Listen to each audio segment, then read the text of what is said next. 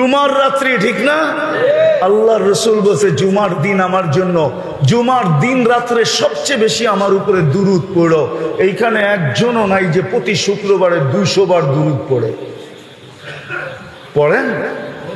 রাগ হয় না কিন্তু, পায়ে হাত রাখি, 200 বার পড়েন না? 200 বার বলছিল তো, সবচেয়ে বেশি দুরূদ পড়ো আমার উপরে। রাগ হয় না, পায়ে হাত রাখি, আপনার বিরুদ্ধে না, আমি আমাকে বিরুদ্ধে মনে করেন না, আমি কাউকে খোঁচা দিতে আসি নাই, পায়ে হাত রেখা বলতেছি 200 বার দুরূদ পড়েন না শুক্রবারে।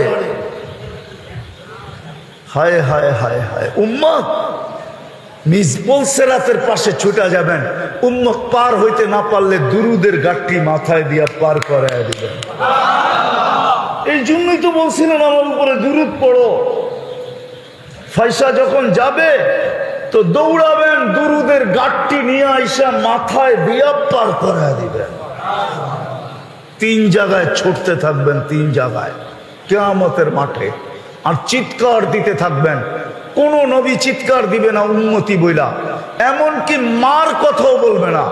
আল্লাহর রাসূল বলছে কান্নি আনজুরু মুসা, আমি কিয়ামতের দৃশ্য দেখতেছি, মুসা আলাইহিস সালামের মতো নবী মুতালাফফিফুন বি উমুদিল আরশ, আরশের খুঁটি ধরে চিৎকার দিতেছে আর বলতেছে রব্বি লা আসআলুকা উম্মি, আজকে মাকে চাই না, ওয়ালা উখতি, আমার বোনকেও চাই না, আসআলুকা নাফসি, আমাকে বাঁচান।